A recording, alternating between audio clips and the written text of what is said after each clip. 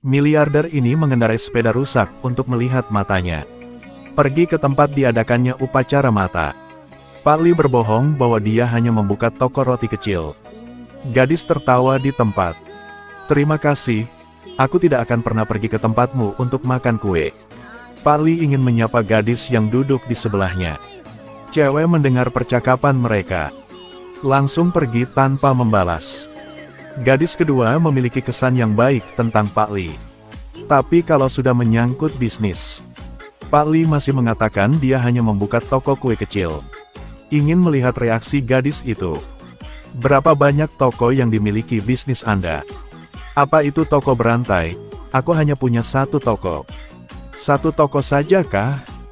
Gadis itu buru-buru melepas celananya setelah mendengar ini.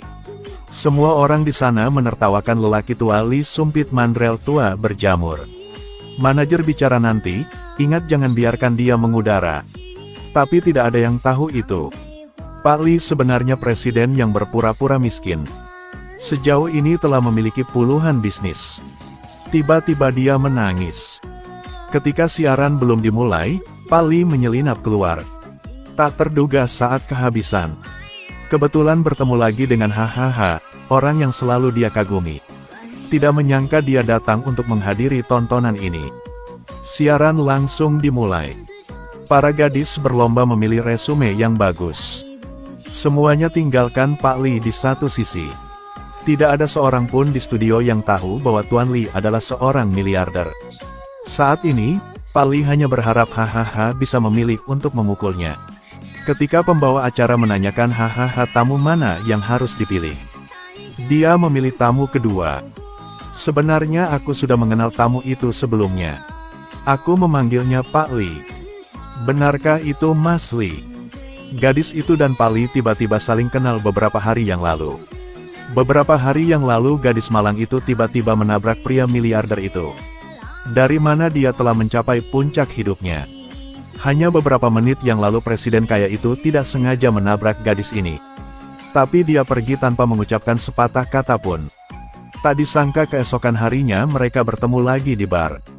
Baru saja bertemu dengannya dan meminta ganti rugi kepada pria itu. Tak disangka dia tiba-tiba pingsan mendatar. Gadis tak berdaya itu harus membawa lelaki itu ke rumah sakit. Saya masih harus membayar seluruh biaya rumah sakit atas namanya. Lalu tinggalkan catatan dan tinggalkan. Pria bangun untuk melihat kertas. Aku memintanya membuat janji agar aku bisa membayar tagihan rumah sakitnya. Dia membawa sekantong kue di depan gadis itu. Keluarkan 5 juta uang tunai dan berikan padanya. Gadis menghitung tumpukan uang di atas meja. Lalu kembalikan jumlah kelebihan kepada dia. Pria itu tertegun dan membelakangi. Saat ini teman sekelas gadis itu menelepon. Telepon dia besok untuk menghadiri pertemuan kelas. Kali ini gadis itu sedikit ragu. Karena dia selalu dipandang rendah oleh teman-teman lamanya sebelumnya. Jadi dia akan meminta pria untuk berpura-pura menjadi pacar kaya. Membantunya sedikit menyelamatkan muka. Tapi pria itu bilang dia hanya punya sebuah toko roti. Saya hanya penjual kue, termasuk jual pangsit. Tapi lihatlah penampilan menyedihkan gadis itu. Pada akhirnya dia setuju untuk mengambilnya sebagai hadiah untuknya. Hari berikutnya, gadis berpakaian cerah menunggunya. Tanpa diduga sebuah mobil formal tiba-tiba berhenti di depan matamu. Kakha, masuk ke dalam mobil. Apakah ini Li Honghai? Tetapi Honghai mengatakan bahwa mobil itu dipinjam olehnya. Sekarang teman sekelas mengambil keuntungan dari menjelek-jelekkan Tiha. Apa menurutmu aku dan hahaha cocok? Aku tidak punya pintu, dia hanya menyukai orang kaya. Dapatkah dia mendapatkan pacar yang kaya? Saat itu sebuah mobil mewah datang. Tiha dan Pali keluar dari mobil. Teman sekelas melihat hahaha mengendarai mobil mewah dan sedikit terkejut. Tapi tetap pura-pura tidak berpikir begitu. Kemudian mereka menanyakan bisnis pacarnya. Pak Li menjawab dengan jujur setelah mendengarkannya. Saya membuka beberapa hotel bintang 5 di Afrika Selatan.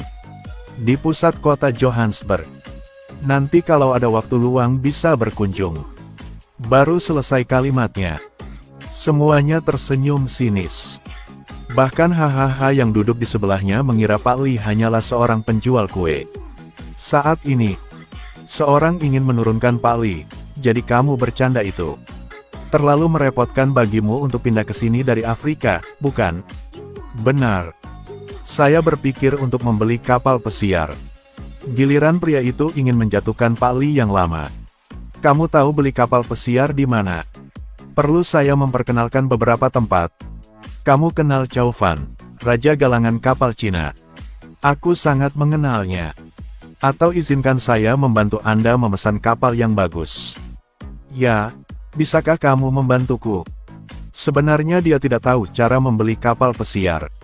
Iya, nomor telepon itu hilang lagi. Pak Li ingin membuktikan kekuatannya. Juga membuat lawan menjadi bodoh. Bilang biar aku panggil dia. Teman sekelas saat ini berwajah pucat. Ruangan tiba-tiba menjadi sunyi. Semua orang menunggu untuk melihat apa yang akan dilakukan Pak Li. Pak Chow, aku ingin membeli kapal pesiar darimu. Dapat menampung sekitar 3.000 orang. Jika ada, harganya sekitar 21 miliar untuk kembali. Oke sobat, biar saya yang urus. Aku berjanji tidak akan mengecewakanmu. Akan terlihat seperti ini. Ada juga ini. Aku punya teman bernama Van Hao, dikatakan sebagai teman baikmu. Tahukah kamu? Pasti tidak kenal. Saat ini teman sekelasnya malu. Tidak hanya bisa mempermalukan Litua tapi juga membodohi dirinya sendiri. Begitu saja hahaha dan Pak Li menjadi teman. Makanya dia ada di acara ini. Berpura-pura memilih Pak Li yang lama. Tujuannya adalah agar dia tidak ditertawakan semua orang. Pak Li merasa haha tidak meremehkan statusnya sebagai penjual kue. Ini orang yang tepat untuk dijadikan pacar. Bahkan cocok untuk menikah. Bantu saya mengelola toko roti. Pak Li resmi mulai mengejar haha. Haha selalu berpikir bahwa miliarder di depannya benar-benar bos penjual kue. Pak Li ingin mengajak haha makan pangsit. Tapi tanpa diduga dia bilang dia hanya ingin memakan kuemu. Makan kueku kah? Ya, bawa aku ke sana. Saat ini, Pak Li terkejut. Karena saya tidak punya toko roti. Tiada cara. Pak Li pikir jika dia mengakui identitasnya sekarang, itu pasti akan membuatnya takut. Mungkin menganggap diriku pembohong. Jadi Pak Li berpura-pura pergi ke toilet. Lalu buru-buru memanggil asistennya. Situasinya sangat bahaya. Haha tiba-tiba menyebutkan bahwa dia ingin datang ke toko roti saya untuk makan pangsit. Kamu berhasil membantuku. Kenapa kamu dalam masalah? Tidak bisa mengatakan yang sebenarnya kah? Jika aku jadi kamu aku akan jujur padanya. Aku takut dia akan membenciku. Maka kamu harus menyelesaikannya dengan cepat. Asisten menutup telepon. Langsung lari mencari toko roti di mana-mana. Sementara Pak Li mencoba untuk menunda waktu menunggu berita dari asistennya. Tidak lama kemudian asisten membeli toko pangsit dengan harga tinggi. Baru lihat pesannya. Pak Li buru-buru membawa haha ke toko.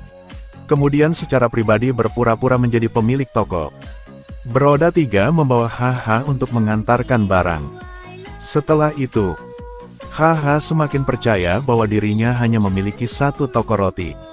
Kembali ke perusahaan, asisten meminta Li untuk mengakui identitasnya. Hindari meninggalkan konsekuensi nanti. Dia akan tahu identitas asliku, tapi belum saatnya. Jika kita bertemu lagi lain kali. Dia tetap tidak memandang rendah identitasnya sebagai penjual pangsit. Maka aku akan mengaku padanya. Akan menikah sebagai istri. Tapi tentu saja tidak bisa mengatakan apa-apa sebelumnya. Di depan haha masih butuh ujian lagi. Beberapa hari kemudian, ayah haha mengetahui bahwa putrinya memiliki pacar. Segera membuat janji bertemu dengan Pak Li. Di mana kamu bekerja sekarang? Apakah haha belum memberitahumu? Saya bekerja sebagai penjual pangsit. Dengarkan di sini. Ayah haha hampir tersedak alkohol. Tanyanya lagi. Jadi pasti punya jaringan toko kan? Itulah yang selalu kuimpikan. Saya akan bekerja keras untuk mencapainya nanti. Itu pasti arah masa depanku, Bagaimana kalau sekarang? Sekarang saya hanya punya satu toko. Pak H, begitu dia mendengar ini, wajahnya menjadi pucat. Jadi beli rumah di mana? Di pinggir kota atau di pusat kota? Saya belum membeli rumah. Saya akan berdiskusi dengan HH. Ditakdirkan untuk membeli rumah pertama di akhir tahun ini. Pergi ke sana. Aku menyuruhmu datang, bukan dia. Hanya mengatakan ini, Pak H tiba-tiba marah. Bisakah kamu mengajakku melihat toko rotimu? Baru saja melihat toko kecil Pak Li. Ayah HH langsung berkomentar di tempat. Cepatlah putus untukku. Apa yang kamu lakukan? Keduanya tidak cocok. Jangan buang waktu satu sama lain lagi. Kamu dan keluargaku tidak memiliki poin yang cocok. Pulang aja. Aku tidak pergi, ayah begitu mendominasi. Bagaimana jika kami sewenang-wenang, kami akan memberitahu apakah kami kembali atau tidak. Tapi Pak H benar-benar buta. Pada dasarnya saya tidak berpikir pacar anak saya adalah seorang miliarder. Pak Li mengadu ke asistennya.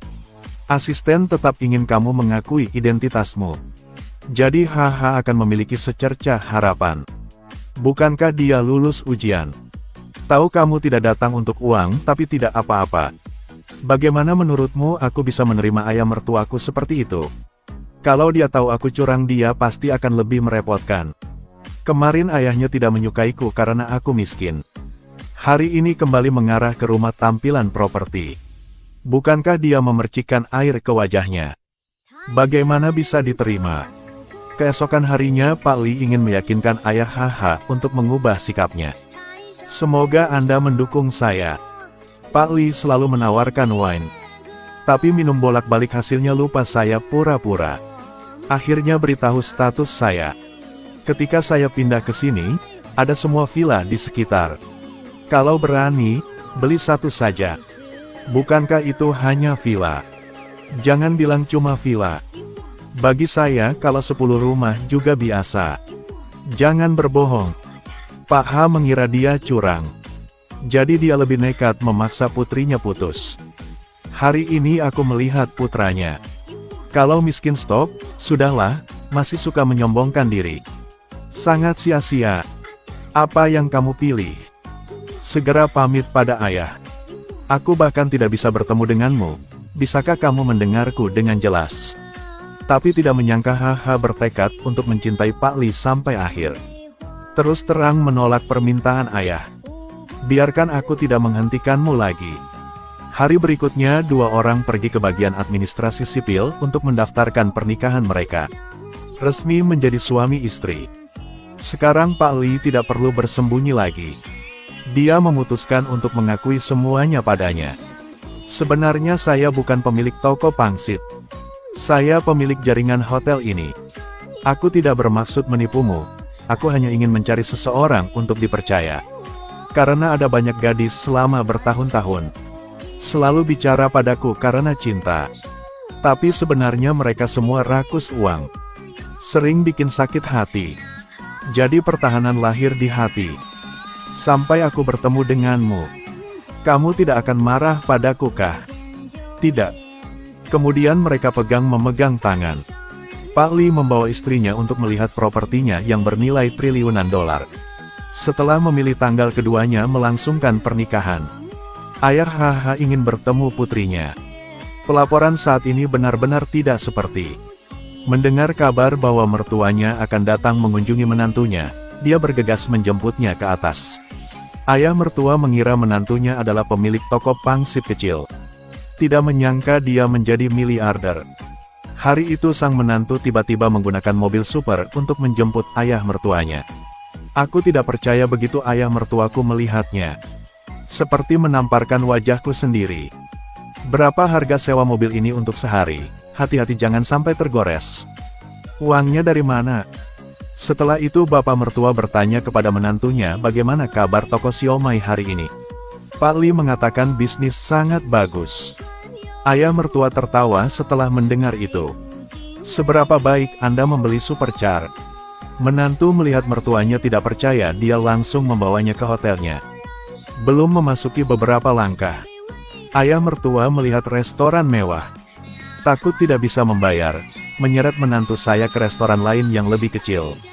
Ayah, datang saja ke sini agar saya bisa menyelesaikannya. Ayah mertua dengan enggan duduk.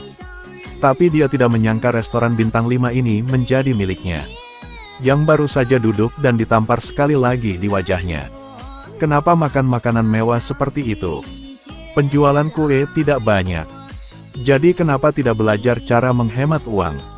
Setelah mendengarkan instruksi ayah mertuanya kepada menantunya, dia harus mengungkapkan identitasnya. Bahwa dia kaya raya. Selain toko pangsit, ada juga jaringan hotel. Ayah mertua setelah mendengar itu, dia menertawakannya dan mempermainkannya lagi. Terakhir kali aku menyuruhmu membeli villa, apakah kamu membelinya? Sudah beberapa hari sejak saya meminta untuk membeli hotel. Ayah, sudah ku bilang. Hotel ini atas nama saya. Restoran ini juga milik saya. Ayah mertua tertawa lebih keras saat mendengarnya. Jangan membual, ini belum berakhir denganku.